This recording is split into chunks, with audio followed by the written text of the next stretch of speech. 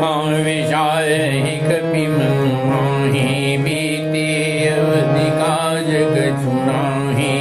श्रवण कहि परश परमाता, बिन सुधि लेख रब का भ्राता। यहाँ मानवगण मन में विचार कर रहे हैं कि अवधि तो बीत गई, पर काम कुछ न हुआ। सब मिलकर आपस में बात करने लगे, हे भाई, अब तो सीता जी की खबर लिए बिना लौटकर भी क्या करेंगे। कह अंगद लोचन भई भारी, तू प्रकार भई मृत्यु हमारी। ध्यान शुद्धि सीता के पाए, वहाँ गए मारे कपिराए। अंगद ने नेत्रों में जल भर कर कहा कि दोनों ही प्रकार से हमारी मृत्यु हुई। यहाँ तो सीता जी की शुद्धि नहीं मिली और वहाँ जाने पर वानराज भी मार डालेंगे। पितावधि पर मारत मोही, राखा राम निबोध न होही। पुनि पुनि अंगद केशव पाही, मरण भयो कछु संशय नाहि। वे तो पिता के वध होने पर ही मुझे मार डालते, श्री राम जी ने मेरी रक्षा की, इसमें सुग्रीव का कोई एहसान नहीं है। अंगद बार बार सबसे कह रहे हैं कि अब मरण हुआ, इसमें कुछ संदेह नहीं है। अंगद वचन सुनत कपि वीरा, बोली न सकहि नयन महनीरा। सनक सोच मगन हुई रही, पुण्यस वचन कहत सब भई।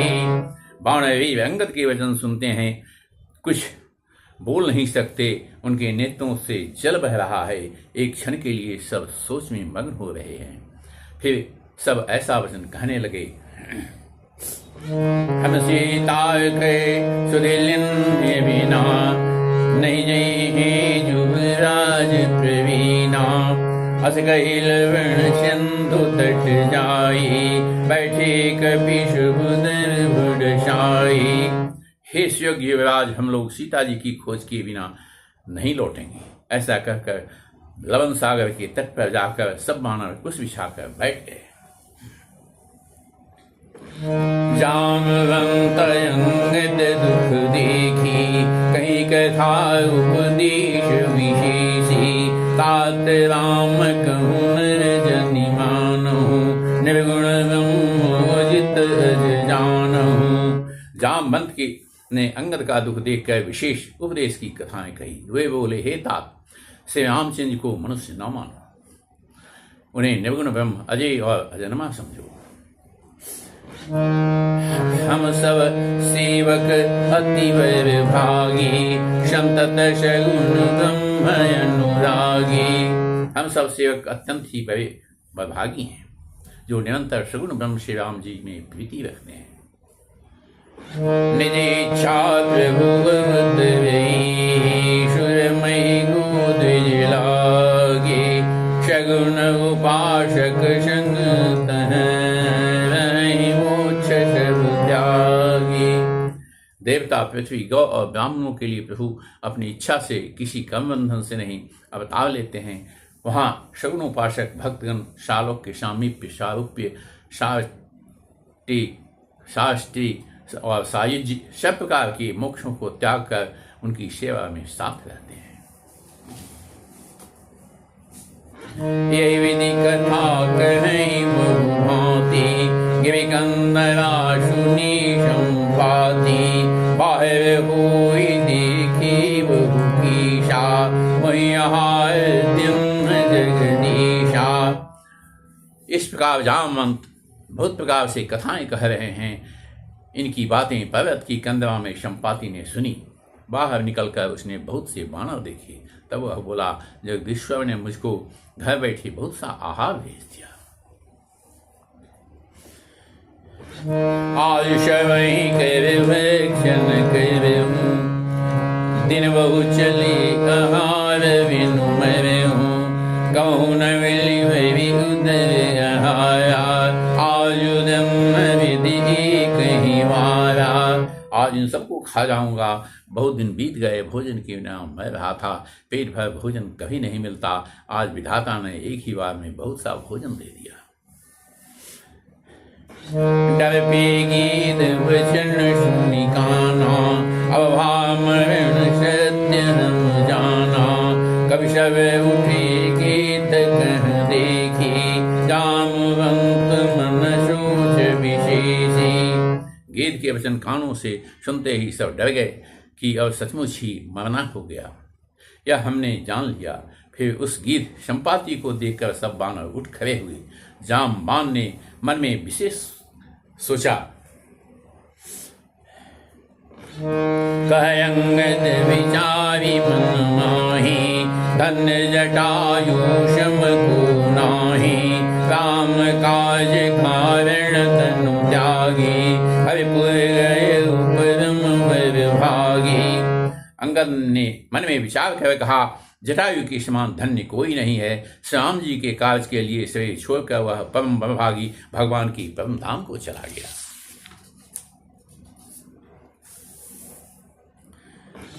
शनि खगरस शोक जुतवानी, आवा निकट कपिन भय मानी, तनय कवि पूछ सी जाई, कथा सगल दिन ताहि सुनाई। हर्ष अफसोस से युक्तवाणी समाचार सुनकर वह पक्षी संपाति बानरों के पास आया। बानर डर गए। उनको अभय करके अभय वचन देकर उनके पास जाकर जटायु का वृत्तांत पूछा तथा उन्होंने सारी कथा उसे कह सुनाई। सुनि संपाति बंधु के करनी, रघुपति महिमा बहुविधि वरनी। भाई जटायु की करनी सुनकर संपाति ने बहुत प्रकार से रघुनाथ जी की महिमा वर्णन की। मोहिले जाऊं सिंधु तट, देव तिलांजलि ताहि, भजन सहाय कर विमय, पैहूँ जाई। उन्होंने कहा, मुझे समुद्र के किनारे ले चलो, मैं जटायु को तिलांजलि दे दूं। इस सेवा के बदले मैं तुम्हारी वचन से सहायता करूंगा, अर्थात सीता जी कहाँ हैं सो बतला दूंगा, जिसे तुम खोज रहे हो उसे पा जाओगे। अनुज क्रिया कवि सागर तीरा, कई निज कथा सुन मुख वीरा, हम दो बंधु प्रथम तरुणाई, गगन गए निकट उड़ाई। समुद्र के तीर पर छोटे भाई जटायु की क्रिया श्राद्ध आदि करके संपाति अपनी कथा कहने लगा। हे वीर मानव सुनो, हम दोनों भाई उठती जवानी एक बार आकाश में उड़कर सूर्य के निकट चले गए। तेज न शैशक शूफी आवा, मैं अभिमानी विनीरावा, जबे पंख यदि तेज पारा, पर भूमि के विघूर चिकारा। वह जटायु तेज नहीं सह सका, इससे लौट आया, किंतु मैं अभिमानी था इसलिए सूरज के पास चला गया। अत्यंत अपार तेज से मेरे पंख जल गए, मैंने बड़े जोर से चीख मारकर जमीन पर गिर पड़ा। मुनि एक नाम चंद्रमा मोही, लागी दया देखे करी मोही, बहु प्रकार ते ज्ञान सुनावा, देह जनित अभिमान छुरावा। वहां चंद्रमा नाम के एक मुनि थे, मुझे देखकर उन्हें बड़ी दया आई। उन्होंने बहुत प्रकार से मुझे ज्ञान सुनाया और मेरे देश जनित देश संबंधी अभिमान को छुड़ा दिया। त्रेता ब्रह्म मनुज तनु धरि, तासु नारी निशिचरपति हरि, तासु खोज पठहि प्रभुता, तने मिले थे पुनीता। उन्होंने कहा, त्रेता युग में साक्षात ब्रह्म मनुष्य शरीर धारण करेंगे, उनकी स्त्री को राक्षसों का राजा हर ले जाएगा। उनकी खोज में प्रभु दूत भेजेंगे, उनसे मिलने पर भी तू पवित्र हो जाएगा। जमी है पंख कर सीजनी चिंता, तेने दिखाई देह सुते सीता, मुनि कई सत्य भैया जो, सुनि मम वचन करहु प्रभु का जाएंगे, तू चिंता न कर। उन्हें तू सीता जी को दिखा देना। मुनि की यह वाणी आज सत्य हुई। अब मेरे वचन सुनकर तुम प्रभु का कार्य करो।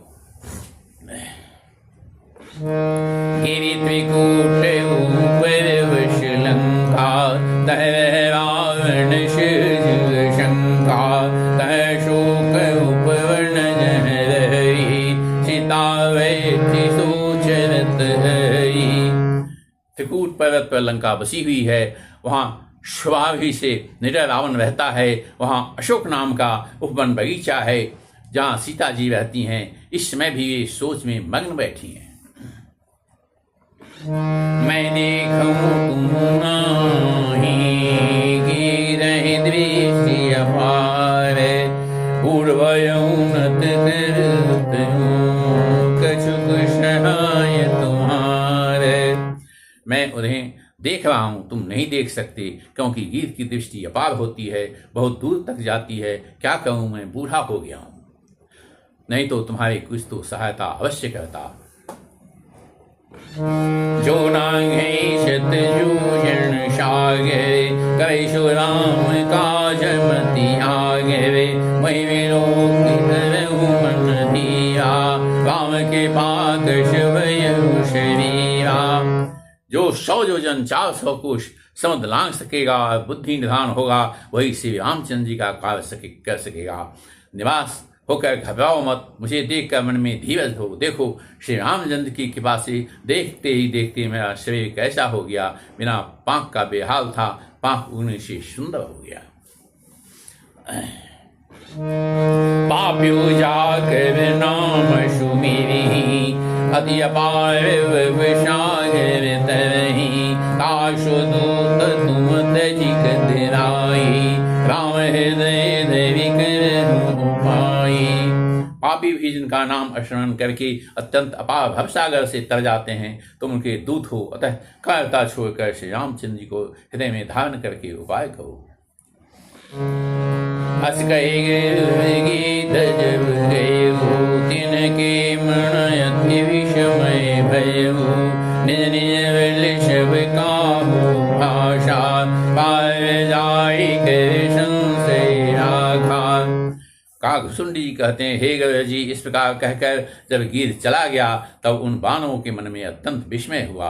सब किसी ने अपना अपना बल कहा, पर समुद्र के पार जाने में सभी ने संदेह प्रकट किया। जलठ भयहु अब कहि शीशा, नहीं तन रहा प्रथम बल लीशा, जब विक्रम भई खराई, तब मैं तरुण रहूं बल भारी।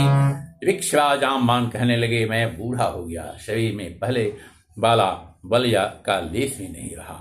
जब खरारी खर के शत्रु से राम बावन बने थे, तब मैं जवान था, मुझे बड़ा बल था। बलिवारत प्रभु बाढ़ियो, सो तनु वरनि न जाए, हुए गई महदिन्हि, सात प्रदक्षिण धाई। बलि के मारते समय प्रभु इतने बढ़े कि उस शरीर का वर्णन नहीं हो सकता, किंतु मैंने 2 ही घड़ी में दौड़कर उस शरीर की 7 प्रदक्षिणा कर ली। अंगद कही जाऊं मैं पारा, ये संशय कुछ फिर दीवारा, राम अंत कह तुम शिव लायक, पढ़िए कि मिश वही नायक। अंगद ने कहा, मैं पाप तो चला जाऊंगा, परंतु लौटने समय में हृदय में कुछ संदेह है। जामवंत ने कहा, तुम सब प्रकार के योग्य हो, परंतु तुम सबके नेता हो, तुम्हें कैसे भेजा जाए। कहे छिपति सुनुमाना, काजु पुषादि रेहु बलवाना, पवन तनय बल पवन समाना, बुद्धि विवेक विज्ञान निधाना। वृक्षराज जामवंत ने श्री हनुमान जी से कहा, हे हनुमान, हे बलवान, सुनो, तुमने यह क्या चिपचिपी साध रखी है। तुम पवन के पुत्र हो, बल में पवन के समान हो, तुम बुद्धि विवेक और विज्ञान की खान हो। कवन सो काज कठिन जग माही, जो नहीं हुई तात तू पाही राम काज लगी तब अवतारा सुनतई भयो पर्वताकारा। जगत में कौन सा ऐसा कठिन काम है जो हे तात तुमसे न हो सके। श्री राम जी के कार्य के लिए ही तो तुम्हारा अवतार हुआ है। यह सुनते ही हनुमान जी पर्वत के आकार के समान अत्यंत विशालकाय हो गए। कनक वर्ण तन तेज विराजा मानहु अपर गिरिण करे राजा सिंहनाद करि मारहि वारा लीलऊ नाग उजल निधि खारा। उनका सोने का सा रंग है, शरीर पर तेज सुशोभित है, मानो दूसरा पर्वत का राजा सुमेरु हो। हनुमान जी ने बार बार सिंहनाद करके कहा, मैं इस खारे समुद्र को खेल में ही लांघ सकता हूं। शैत सहाय रावण ही मारे आनो त्रिकूट उपारी राम अंत में पूछो कोहि उचित सिखारण दीजहि। और सहायकों शैत रावण को मारकर त्रिकूट पर्वत को उखाड़ कर यहाँ ला सकता हूं। हे जामवंत, मैं तुमसे पूछता हूं, तुम मुझे उचित सीख देना कि मुझे क्या करना चाहिए। इतना कर तात तुम जाई शीतहि रेखि कहूँ सुधियाई तवन उज्जवल राज गुनैना कौतुक लागी संग कपिसेना। जामवंत ने कहा, हे तात तुम जाकर इतना ही कहो कि सीता जी को देखकर लौट आओ और उनकी खबर कह दो। फिर कमल नयन श्री राम जी अपने बाहुबल से ही राक्षसों का संहार कर सीता जी को ले आएंगे और केवल खेल के लिए ही बाणों की सेना साथ लेंगे।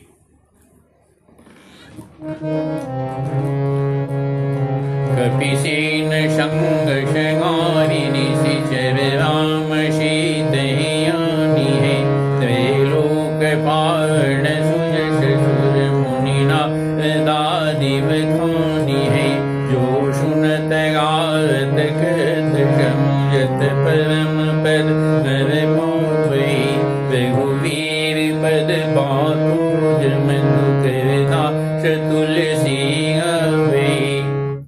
बानवों की सेना साथ लेकर राक्षस का संहार करके श्री राम जी सीता जी को ले आएंगे। तब देवता और नारद आदि मुनि भगवान के तीनों लोगों को पवित्र करने वाले सुंदर यश का वखान करेंगे, जिसे सुनने, गाने, कहने और समझने से मनुष्य परम पद पाते हैं और जिसे श्री रघुवीर के चरण कमल का मधुकर भ्रमर तुलसीदास गाता है। भवेश जय रघुनाथ जशो सुनहि जन रघुनारी दिन कर सकल मनोरथ सिद्ध करहि त्रिशिरारी। रघुवीर का यश भवजन्म रूपी रोग की अचूक दवा है। जो पुरुष और स्त्री इसे सुनेंगे दशरथ के शत्रु श्री राम जी उनकी सब मनोरथों को सिद्ध करेंगे। नेरोत्पल धन श्याम काम कोटि शोभा सुनियता सुगुण गाम जासु नामय। जिनका नीले कमल के समान श्याम शरीर है, जिनकी शोभा करोड़ों कामदेवों से भी अधिक है और जिनका नाम पापवी पक्षियों को मारने के लिए बधिक व्याध के समान है, उन श्री राम के गुणों के समूह लीला को अवश्य सुनना चाहिए। मासपायन देशमा विश्राम इति श्रीमद् रामचरितमानसे शीतलकल्प विध्वंसने चतुर्थ सोपान समाप्त। कलयुग के समस्त पापों को नाश करने वाले श्री रामचरितमानस का यह चौथा सोपान समाप्त हुआ। इसके अंदागमान समाप्त हुआ। श्री गणेशाय नमः। श्री जानकी वल्लभो विजयति। श्री रामचरितमानस पंचम सोपान सुंदरकांडम। अश्लोक शांतम शाश्वतमप्रमेयमनघं निर्वाण शान्तिप्रदं ब्रह्मा शम्भुफणेन्द्रसेव्यमनिशं वेदान्तवेद्यं विभुं जगदीशं जगदीश्वरं शिवगुरुं मायामनुष्यं हरिं वन्देऽहं करुणाकरं रघुवरं भूपालचूडामणिम्।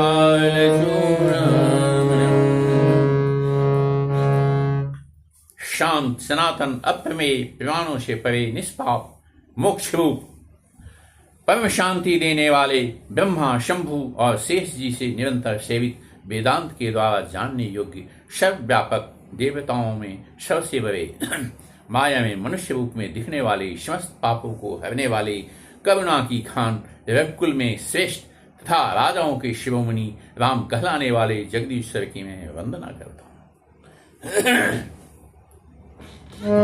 नान्यास्पृहा रघुपते हृदय स्मदीये सत्यं वदामि च भवानखिलान्तरात्मा भक्तिं प्रेक्ष्य रघुपुङ्गवनिर्भरां मे कामादिदोषरहितं कुरु मानसं च। हे रघुनाथ जी, मैं सत्य कहता हूँ और फिर आप सबकी अंतरात्मा ही हैं, सब जानते ही हैं कि मेरे हृदय में दूसरी कोई इच्छा नहीं है। हे कुलश्रेष्ठ, मुझे अपनी निर्भापूर्ण भक्ति दीजिए और मेरे मन को काम आदि दोषों से रहित कर दीजिए। अतुलित बलधामं हेमशैलाभुदेहं तनुजवनकृशानुं ज्ञानिनं अग्रगण्यं सकलगुणनिधानं वानराणामधीशं रघुपतिप्रियभक्तं वातजातं नमामि। अतुल बल के धाम, सोने के पर्वत, सुमेरु के समान कांति युक्त सवे वाले दैत्य रूपी वन को ध्वंस करने के लिए अग्नि रूप, ज्ञानियों में अग्रगण्य और संपूर्ण गुणों के निधान, मानवों के स्वामी श्री रघुनाथ जी के प्रिय भक्त परम पुत्र श्री हनुमान जी को मैं प्रणाम करता हूँ। जामवंत के वचन सुहाए, सुनि हनुमंत हृदय अति भाई, तब लगी मोहि परिख्यों तुम भाई, शैलुक कंद मूल फल खाई। अब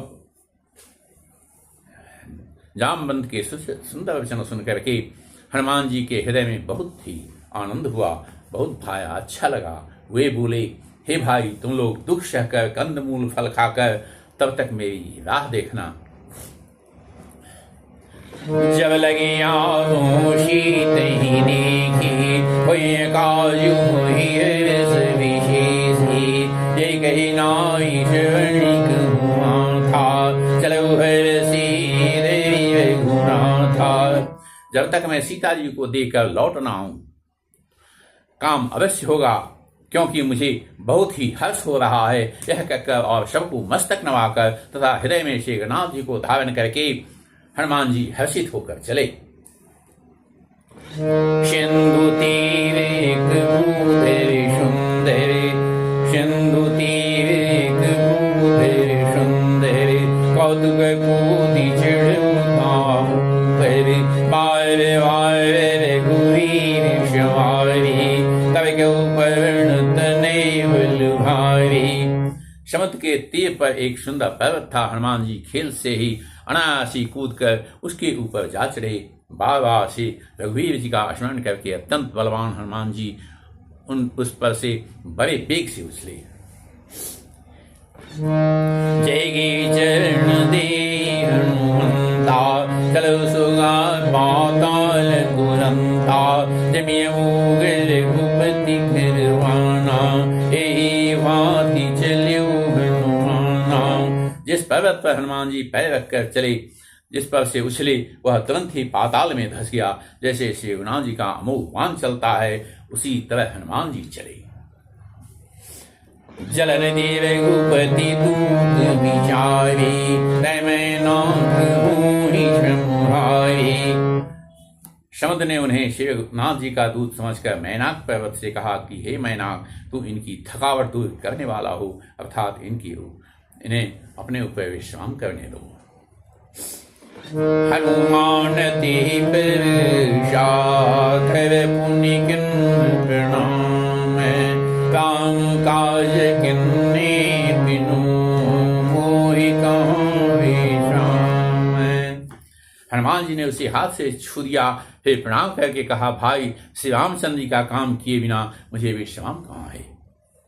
जात वर्ण शुद्ध दीवन देखा, जाने कहूँ बल वीरति विशेषा, सरसार नाम महीन के माता, पढ़े न आई कही तेहि बाता। देवताओं ने पवित्र हनुमान जी को जाते हुए देखा।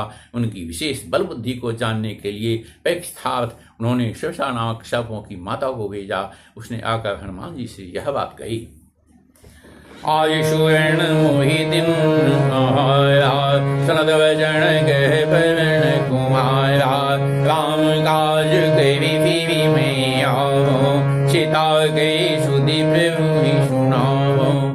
आज देवताओं ने मुझे भोजन दिया है। यह वचन सुनकर पवन कुमार हनुमान जी ने कहा, श्री राम जी का काज करके मैं लौट आऊं और सीता जी की खबर प्रभु को सुना दूं।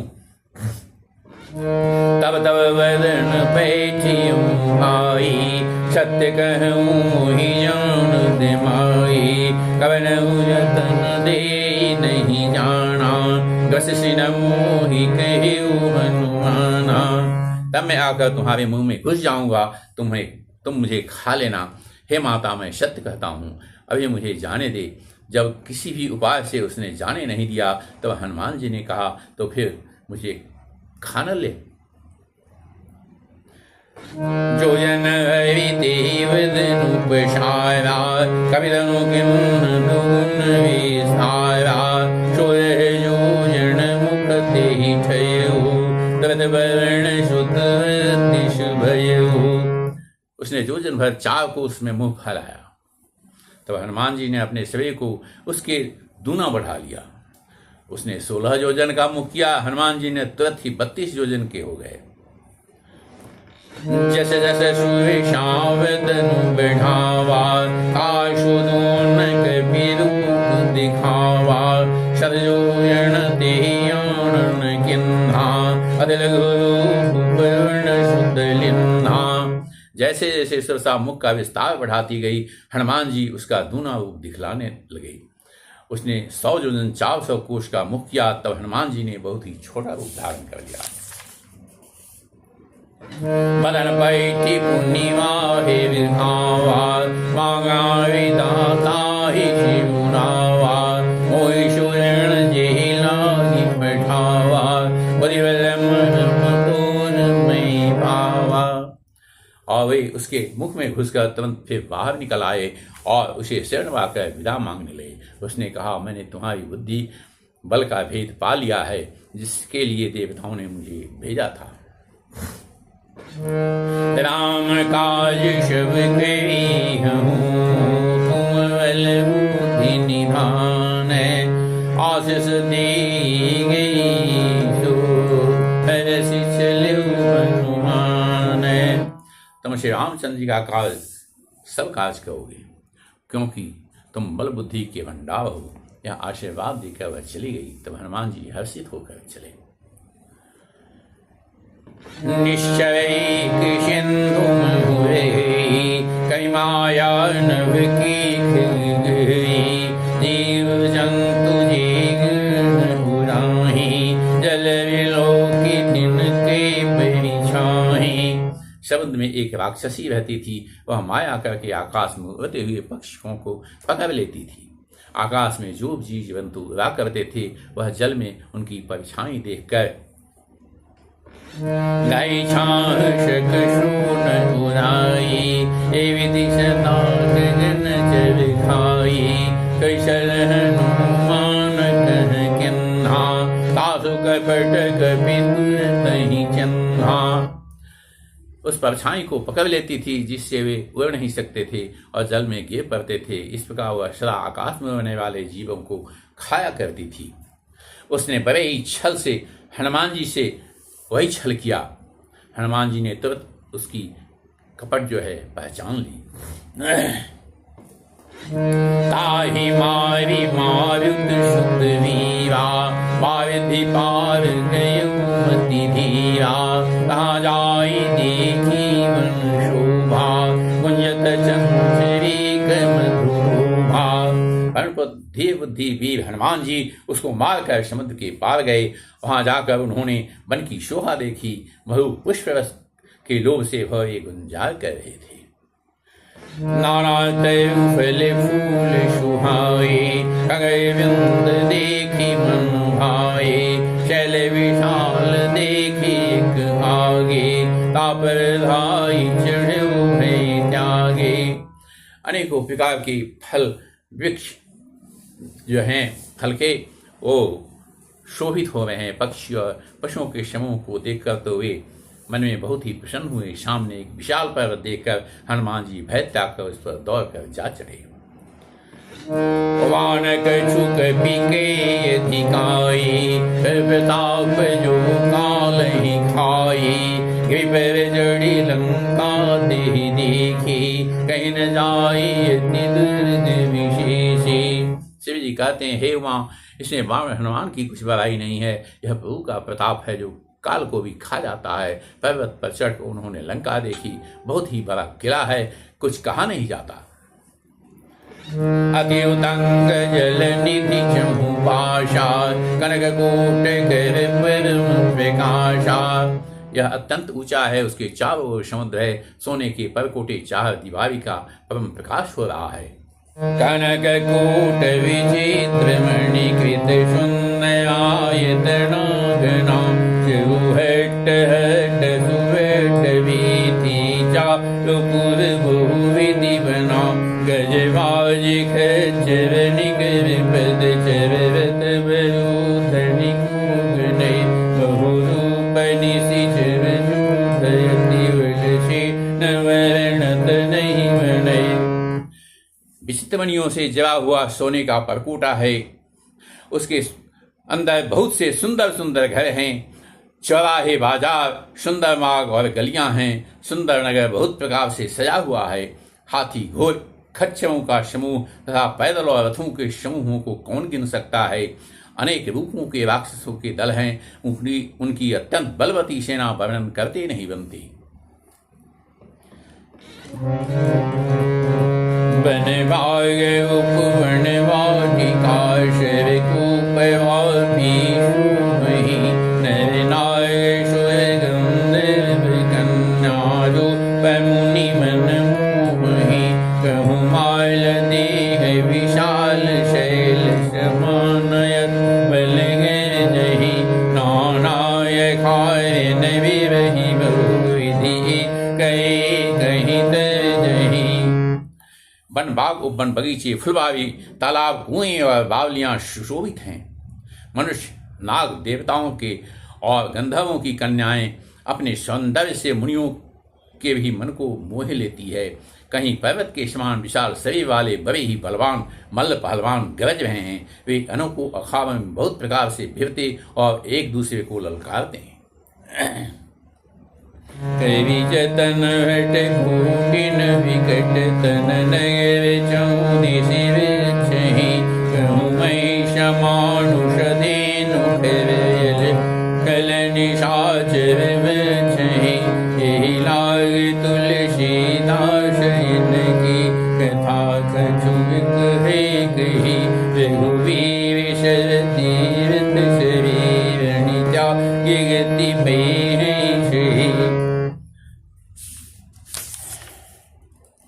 अब भयंकर शरीर वाले कवो योद्धा जो हैं यह करके बड़ी सावधानी से नगर की चारों दिशाओं में सब ओर से रखवाली करते हैं। कहीं दुष्ट राक्षस भैंसों, मनुष्यों, गायों, गधों और बकरों को खा रहे हैं। तुलसीदास ने इनकी कथा इसलिए कुछ थोड़ी सी कही है कि ये निश्चय ही श्री रामचंद्र के बाण रूपी तीर्थ में शरीरों को त्याग कर परम गति को पाएंगे।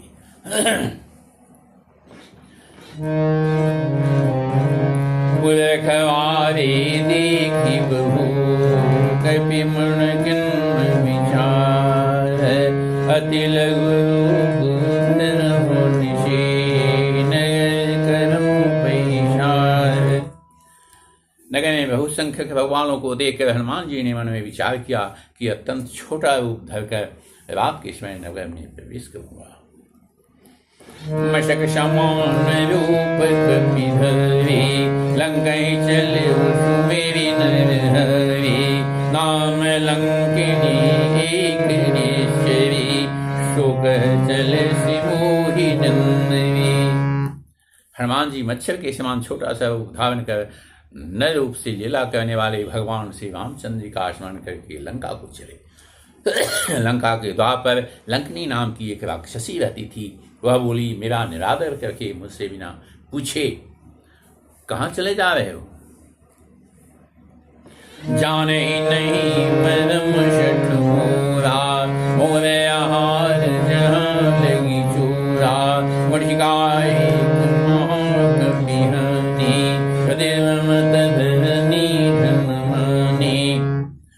अब हे मूर्ख, तूने मेरा भेद नहीं जाना।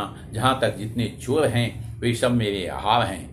महाकपि हनुमान जी ने उसे एक घूसा मारा, जिससे वह खून की उल्टी करती हुई धरती पर रख गई।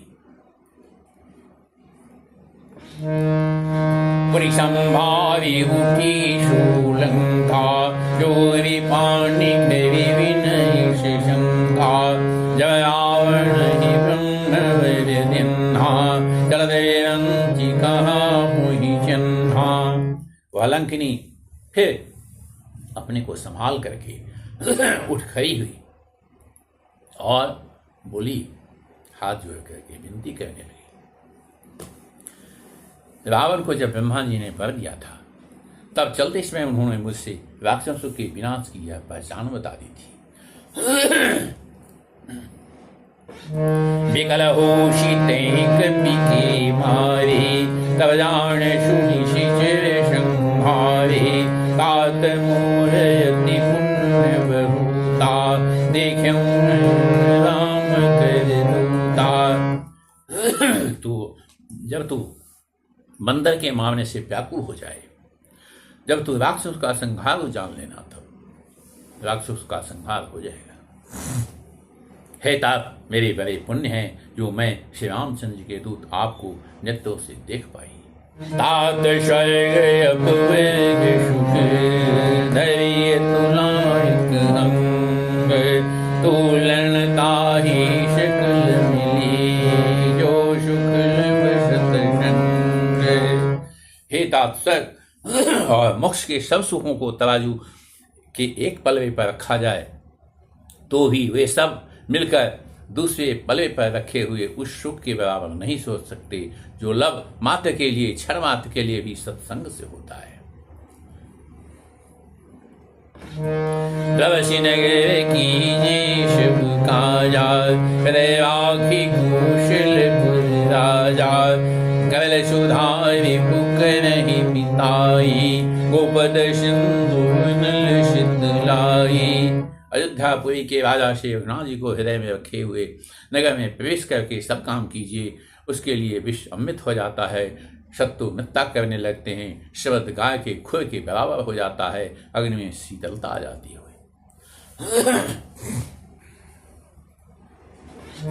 गवसुमेरु रेणु समुदाहि, राम के भाग विचित जाहि, अदल रूप धर्यो हनुमाना, बैठा नगर सुमेरु भगवाना। और हे गज जी, सुमेरु पर्वत उसके लिए रज के समान हो जाता है, जिसे श्री रामचंद्र जी ने एक बार कृपा करके देख लिया। तब हनुमान जी बहुत ही छोटा रूप धारण किया और भगवान का स्मरण करके नगर में प्रवेश किया। मंदिर मंदिर प्रति करी शोधा, देखे जतः गणित जोधा, गयो दशानन मंदिर मोहि, अति विचित्र कही जात सुनाहि। उन्होंने एक एक प्रत्येक महल की खोज की, जहाँ तहाँ असंख्य युक्ता देखे, फिर वे रावण के महल में गए। वह अत्यंत विचित्र था, जिसका वर्णन नहीं हो सकता। शयन किए देखा कपि देहि, मंदिर मन देखी वे देहि, भवन एक गुनि दीख सुहावा, हरि मंदिर तह बिन बनावा। हनुमान जी जी ने उस रावण को शयन किए देखा, परंतु महल में जानकी जी नहीं दिखाई दी। फिर एक सुंदर महल दिखाई दिया, वहां उसमें भगवान का एक अलग मंदिर बना हुआ था।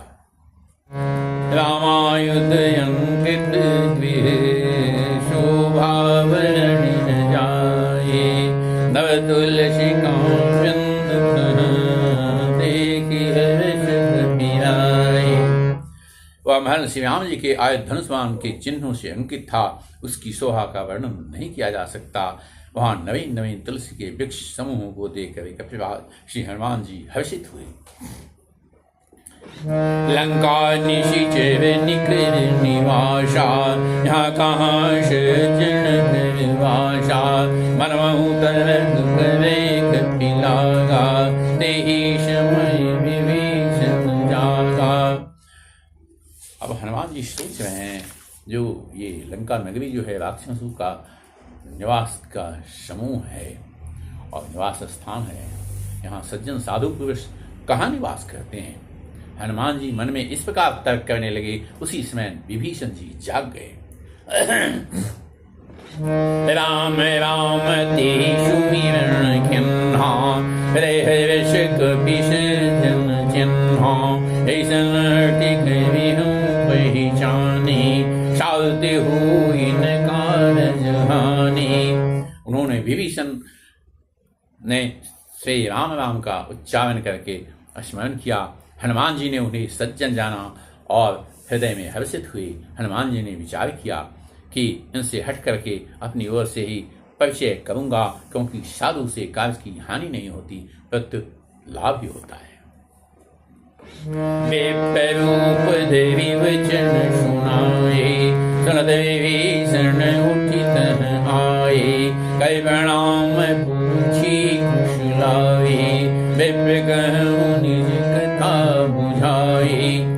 ब्राह्मण का रूप धारण करके हनुमान जी ने उन्हें वचन सुनाए, पुकारा। सुनते ही विभीषण जी उठकर वहां आए, प्रणाम करके कुशल पूछी और कहा कि हे ब्राह्मण देव, अपनी कथा समझा कर कहिए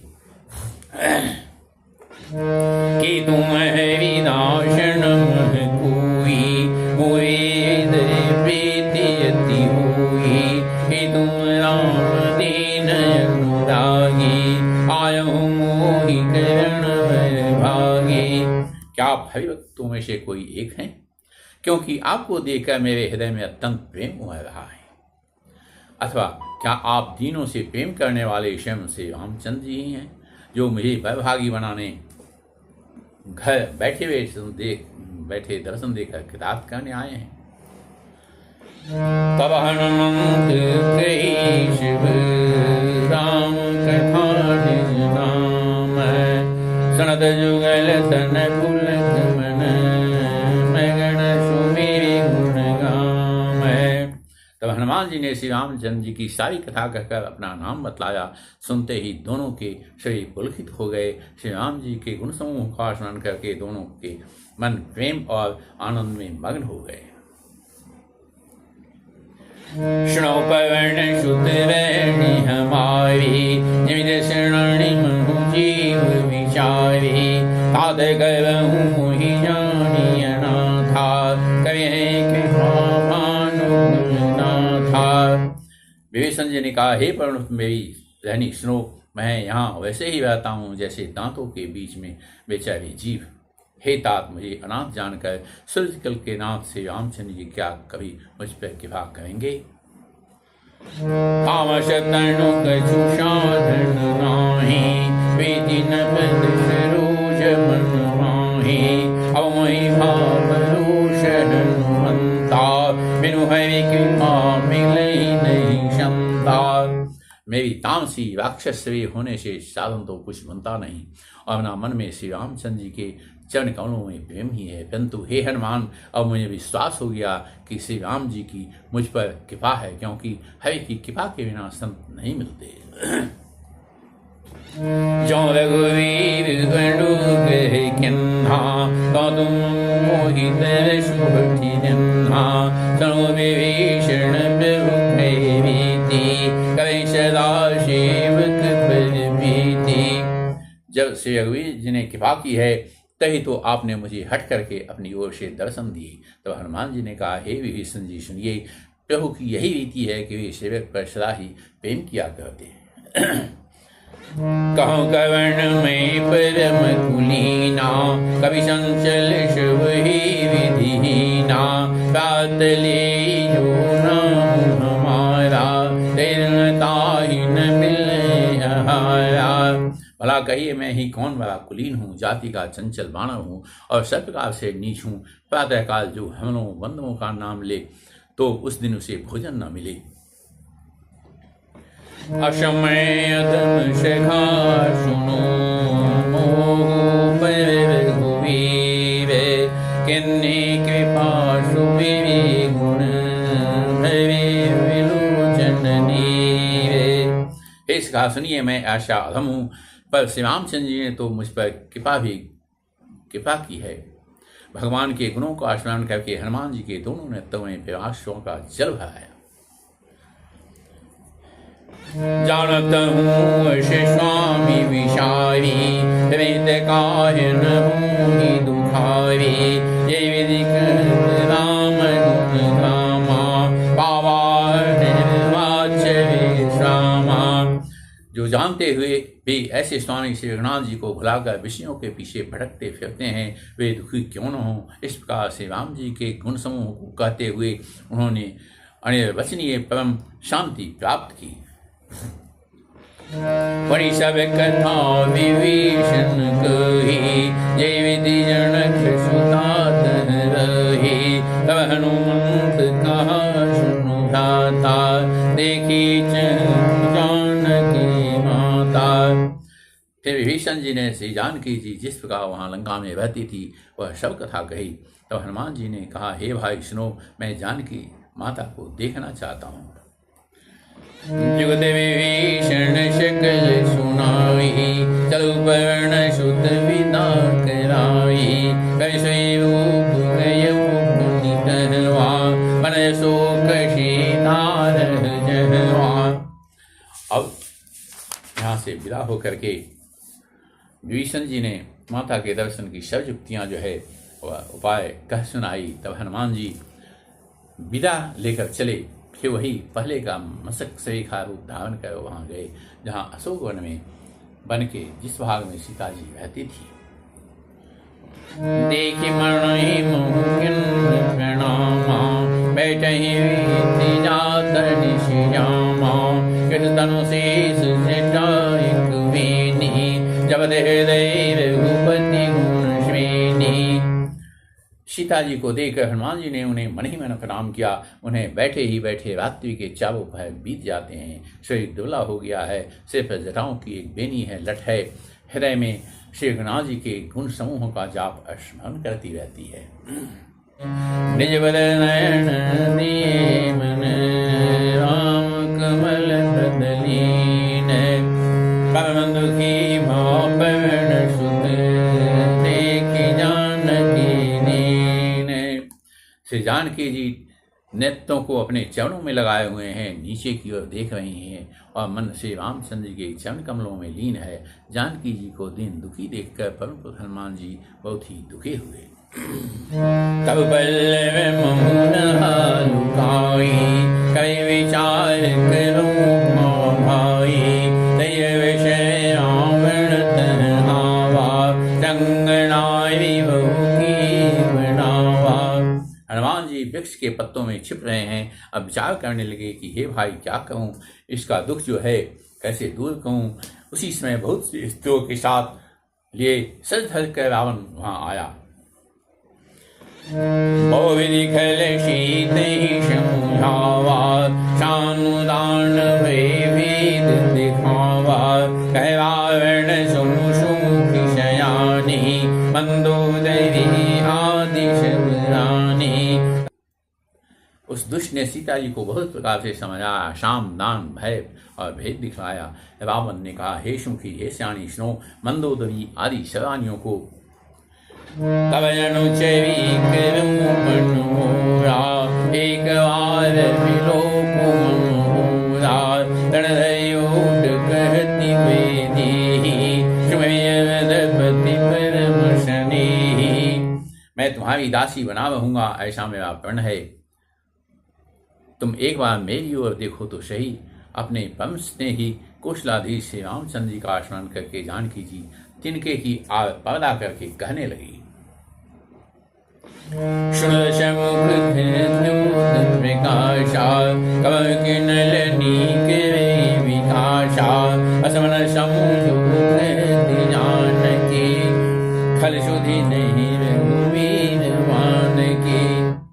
अब हे दशमुख सुनो, जुगनू के प्रकाश में कभी कमलनी खिल सकती है।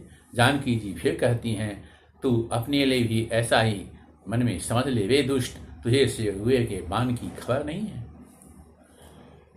सठ सोने हरियाणी मोही अदम नील लाज नहीं तोही। अरे पापी, तू मुझे सुने में हर लाया, वे अधम निर्लज्ज, तुझे लज्जा नहीं आती। आप सुनी राम ही समान है, पर सुवचन सुनी काढ़ी भोला अति खिसियान है। अपने को जुगनू के समान और रामचंद्र जी को सूर्य के समान सुनकर सीता जी के कठोर वचनों को सुनकर रावण तलवार निकालकर बड़े गुस्से से आकर बोला, सीता ते मम कृत अपमाना, करिहूं तव शिव कठिन कृपाना, नाहि शपथि मानु मम वाणी, स्वगि होत नत जीवन हानि। सीता, तूने मेरा अपमान किया है, मैं तेरा सिर इस कठोर कृपान से काट डालूंगा, नहीं तो अब भी जल्दी से मेरी बात मान ले हे सुखी, नहीं तो जीवन से हाथ धोना पड़ेगा। श्याम स्वरूप दाम शम सुंदर, बहुज कवि कवि शम दश कंधर, चौज कंठ कितवय सिंहूरा, सुन सुट प्रमाण पन मोरा। सीता जी ने कहा, हे रसक्रीब, प्रभु की भुजा जो श्याम कमल की माला के समान सुंदर और हाथी की सूंड के समान पुष्ट तथा विशाल है, या तो वह भुजा ही मेरे कंठ में पड़ेगी या तेरी भयानक तलवार ही। वे सठ सुन, यही मेरा सच्चा प्रण है। चंद्रहास परितापम विश्वपति वीर संजातम, शीतल निशिति पर शिवर धारा, कैसे दुख भारा। सीता जी कहती हैं, हे चंद्रहास तलवार, श्री रघुनाथ जी के विरह की अग्नि से उत्पन्न मेरी बड़ी भारी जलन को तू हर ले। हे तलवार, तू शीतल तीव्र और शिष्ट धारा बहाती है, अर्थात तेरी धारा ठंडी और तेज है, तू मेरे दुख के बोझ को हर ले। वचन पुनि मारन धावा, मैं तनया कही नीति बुझावा, कर सकल निशिचरण बुलाई, सीतैव विदिता जाहि। सीता के ये वचन सुनते ही वह मारने दौड़ा। तब मैदानव की पुत्री मंदोदरी ने नीति कहकर उसे समझाया। तब रावण ने सब राक्षसियों को बुलाकर कहा कि जाकर सीता को बहुत प्रकार से भय दिखलाओ। मास दिवस न माना, तमय मार विकारी कृपाना। यदि महीने भर में यह कहा न माने तो मैं इसे तलवार निकाल कर मार डालूंगा। भवन